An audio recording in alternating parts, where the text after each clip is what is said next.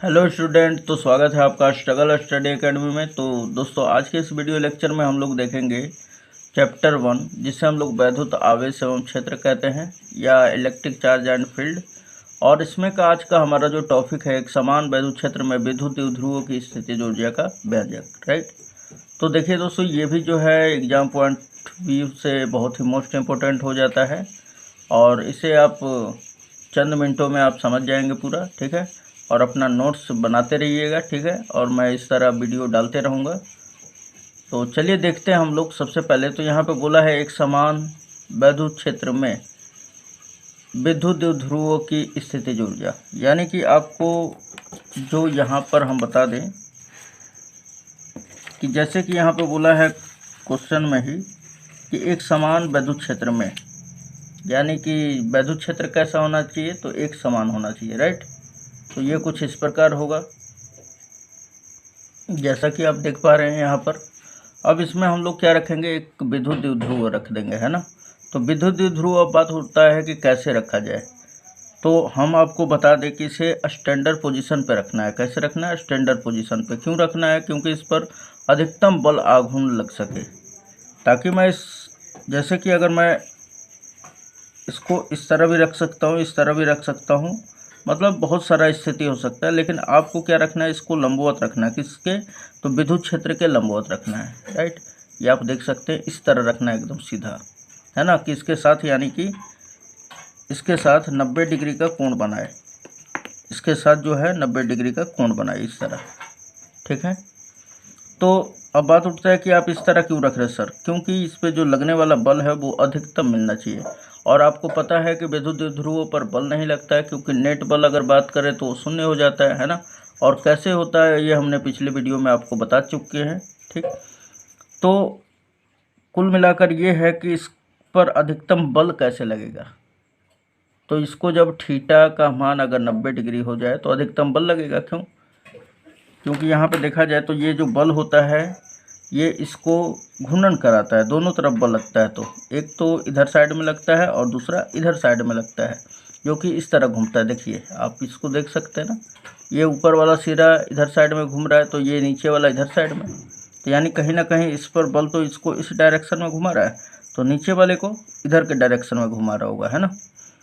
तो यहाँ पर जो होता है बल का जोड़ा कार्य करता है और उस बल के जोड़े को कहा जाता है बल आघूर्ण। राइट। अब बल आघूर्ण अधिकतम कब लगेगा? तो आप जानते हैं कि टाउ बराबर क्या होता है। तो टाउ बराबर आप क्या जानते हैं? टाउ बराबर आपको बताए होंगे पी साइन थीटा, है ना, पी साइन थीटा। अब यहाँ पर ध्यान दीजिएगा कि पी साइन थीटा, यानी कि जो टाउ है वो अधिकतम कैसे मिलेगा, जब थीटा का मान 90 डिग्री रखेंगे। तो यानी कि टाउ इज इक्वल टू क्या हो जाएगा, पी और साइन थीटा के जगह पर 90 डिग्री रख दे तो इसका मान 1 हो जाएगा, है ना। तो इसका गुणा होगा, तो ये जो है बल जो मिलेगा हमें, बल आघूर्ण बल के रूप में जो कि घूर्णन कराएगा, ये मैक्सिमम मिलेगा, है ना। तो यानी कि अब स्पष्ट हो गया कि जो विद्युत द्विध्रुव है वो यहाँ पे लंबवत होगा। ये कुछ इस प्रकार होगा। राइट। मैं खैर इसे रख नहीं पा रहा हूँ, लेकिन ये इस तरह रहेगा। ठीक है, आप इसे समझ सकते हैं। और विद्युत द्विध्रुवों को तो आप जान रहे होंगे कि दो बराबर किंतु विपरीत प्रकृति वाले आवेश को अल्प दूरी पर रखा जाए तो इस प्रकार जो प्राप्त होते हैं निकाय, उसे विद्युत द्विध्रुव कहते हैं ना। और इसे किस एंगल पर रखना है? तो 90 डिग्री के एंगल पर। अब इसे क्या करते हैं हम लोग, इसे हम लोग इस तरह घुमाते हैं। तो घुमाने में किए गए कार्य ज्ञात करेंगे। ठीक है, और उसी कार्य को हम लोग क्या कर देंगे, तो स्थितिज ऊर्जा, यानी कि आप जानते हैं कि ऊर्जा किसे कहते हैं, तो किए गए कार्य को ही क्या कह दिया जाता है, ऊर्जा कह दिया जाता है। उस वस्तु में संचित ऊर्जा के रूप में वो संचित हो जाता है। तो यहाँ पे देखिए, सबसे पहले हम लोग लिखेंगे कि एक समान विद्युत क्षेत्र में एक द्विध्रुव रखा गया है ना। तो यहाँ पे हमने वही लिख दिया है। यहाँ पे आप जैसा कि फिगर भी देख सकते हैं आप कि ये, आप इस हरे वाले को मत देखें। ठीक है, इसको जब घुमाया गया है, यही वाले द्विध्रुवों को घुमाया गया है तब का है, तो आपको खाली केवल ये ब्लैक वाला दिखना है। तो यहाँ पे आप देख सकते हैं कि ये हमारा एक समान विद्युत क्षेत्र है जिसमें ये विद्युत द्विध्रुव रखा हुआ है, इसकी लंबाई 2a है, ठीक है, अल्प लंबाई है 2a, यहाँ से लगाकर यहाँ तक का।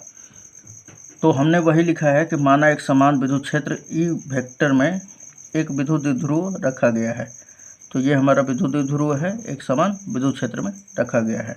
अब ध्यान दीजिएगा यहाँ पर कि इस विद्युत द्विध्रुव में तो हमें क्या निकालना है, तो लिखा हुआ है स्थितिज ऊर्जा। और ऊर्जा कैसे प्राप्त होगा, तो किए गए कार्य से ही, है ना, कार्य ही तो संचित हो जाता है ऊर्जा के रूप में। तो कार्य बराबर क्या लगेगा, तो यहाँ पर जो कार्य बराबर होता है, फॉर्मूला आप तो जानते हैं कि W is equal to Fs, है ना। यहाँ पे आप क्या जानते हैं, W is equal to Fs। F क्या होता है, बल होता है, S क्या होता है, विस्थापन होता है। अब बल जो है यहाँ पर बल आघूर्ण का रूप ले लेगा, यानी कि टाउ का, और विस्थापन क्या ले लेगा कि अब मान के चलिए कि ये हमारा जो है द्विध्रुव आघूर्ण, इसे विद्युत द्विध्रुव है, इसे हम लोग इस तरह कोण पर घुमा रहे हैं। तो एक बायगे हमें थीटा कोण पर, तो ये तो लास्ट तक हमको लेके जाना है कि इसको अधिकतम मेरे को थीटा तक घुमाना है। लेकिन इससे पहले तो मैं एक बाइक तो इसको इस तरह फटाक देना, यहाँ तक घुमा नहीं दूंगा। पहले क्या करूँगा, धीरे धीरे, जैसे कि यहाँ पर है तो मैं बल आघूर्ण जब लगा इस पर, तो ये हल्का इस तरह घुमा, फिर इस तरह घुमा, यानी कि मान लेते हैं कि छोटे छोटे कोणों पर घुमा। आप यहाँ पर डेल्टा थीटा भी कह सकते हैं, या समझिए यहाँ पर कि यहाँ तक घुमा, तो इसे हम लोग क्या कहेंगे, डेल्टा थीटा या डी थीटा भी कह सकते हैं। फिर यहाँ तक गया तो ये फिर डी थीटा घुमा, फिर यहाँ तक गया तो डी थीटा। लेकिन एक समय ऐसा आएगा कि पूरा का पूरा थीटा घूम जाएगा, है ना।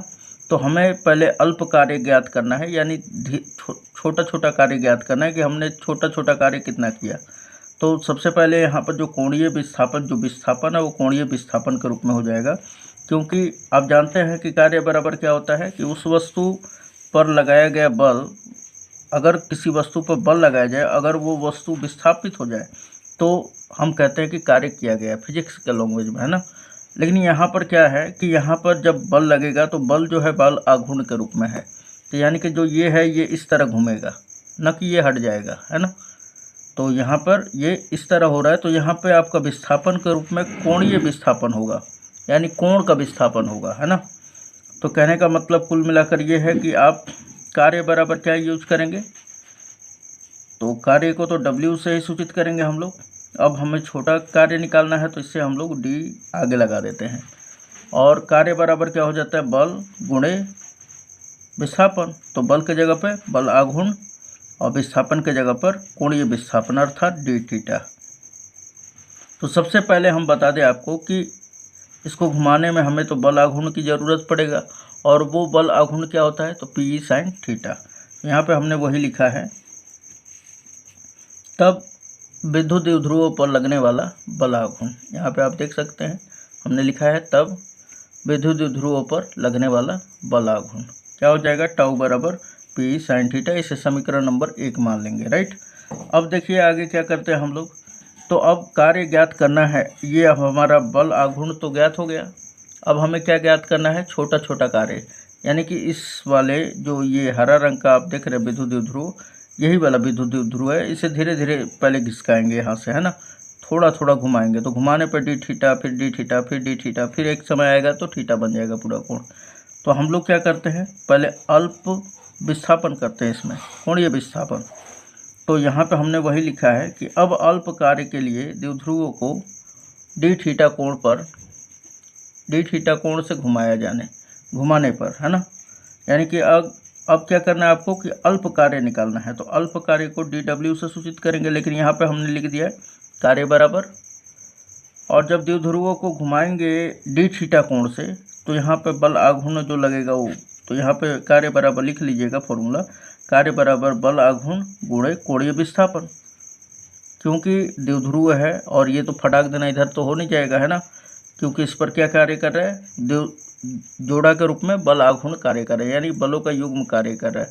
तो वही हमने लिखा कार्य बराबर बल आघूर्ण, और अब ये जब घूमेगा तो कोणीय विस्थापन होगा, तो यानी कि गुणे कोणीय विस्थापन डी थीटा, ठीक है। तो यहाँ पर रख दीजिए अब, तो इसका संकेत हम लोग लिख दे रहे हैं। तो यहाँ पे अल्प कार्य कर रहे हैं, यहाँ पर लिखे हैं पहले ना, तो अल्प कार्य के लिए, तो यहाँ पे अल्प कार्य को हम लोग डी डब्ल्यू से सूचित कर देंगे, और बल आघूर्ण क्या हो जाएगा, टाउ, और ये कोणीय विस्थापन क्या हो जाएगा, डी थीटा। अब यहाँ पर वैल्यू रखिए आपकी समीकरण 1 दिखाई दे रहा है आपको, समीकरण 1 tau is equal to P sine theta. तो इसको हम लोग रख देंगे यहाँ पर। तो टाउ का मान क्या रखेंगे, तो टाउ का मान P sine theta into D theta. अब बात उठता है कि ये कार्य कहाँ तक किया जा रहा है। तो ये जो कार्य है, अब हम आपको बता दें यहाँ पर कि ये जो विद्युत द्विध्रुव है इसे थीटा कोण तक घुमाया जा रहा है ना, दिखाई दे रहा है आपको। तो यानी कहाँ से कहाँ तक, तो 90 डिग्री पे था, अब इसे कहाँ तक घुमाया गया, तो डी थीटा तक। अब हम लोग पूरा कार्य ज्ञात करेंगे। तो पूरा कार्य ज्ञात करने के लिए क्या करेंगे, छोटा छोटा कार्य को सबको जोड़ देंगे, और सभी को जोड़ने का मतलब हो गया कि समाकलन करना। क्या करना, समाकलन। तो यहाँ पे हम लोग लिखेंगे वही कि द्विध्रुवों को 90 डिग्री, यानी 90 डिग्री पर था, या इसी को कहा जाता है स्टैंडर्ड पोजीशन या मानक स्थिति, से थीटा कोण पर या थीटा कोण तक घुमाने में किया गया कुल कार्य ही स्थितिज ऊर्जा के रूप में होगा। यानी कि जो कुल कार्य होता है 90 डिग्री से थीटा तक घुमाने में, वही क्या हो जाएगा, स्थितिज ऊर्जा के रूप में। तो अब हम यहाँ पर लिख लेंगे कि जो कार्य होगा, कुल कार्य वो कैपिटल डब्ल्यू होगा ना, छोटा सा स्मॉल डब्ल्यू था डी डब्ल्यू, और यहाँ पे क्या हो जाएगा, कुल कार्य डब्ल्यू हो जाएगा। और कहाँ से कहाँ तक कर रहे हैं, तो 90 डिग्री से थीटा तक कर रहे हैं। देख सकते हैं आप, ये 90 डिग्री पे था द्विध्रुव, और इसे हमने किस एंगल पे घुमा दिया, तो थीटा एंगल पे इसे घुमाकर कर दिया है। तो यानी काम कितना किया, 90 डिग्री से थीटा तक।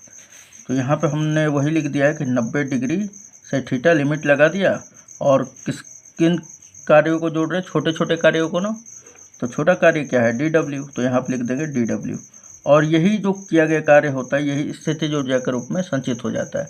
तो चलिए ठीक है यहाँ तक। अब हम लोग करते हैं, डी डब्ल्यू का मान क्या है, P sine theta D theta, यहाँ पर रख लेंगे P sine theta D theta, right. अब देखिए इसमें क्या होता है कि पी ई जो होता है इसमें कांस्टेंट हो जा रहा है।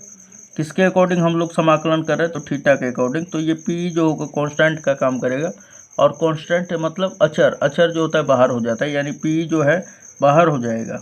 और यहाँ पर केवल चर का काम कौन करेगा, तो sine theta D theta, variable का काम करेगा, ठीक है। तो पी बाहर हो गया हमारा, यहाँ पे साइन थीटा डी थीटा, और लिमिट उसी तरह लगा देंगे। अब करेंगे हम लोग समाकलन साइन थीटा का।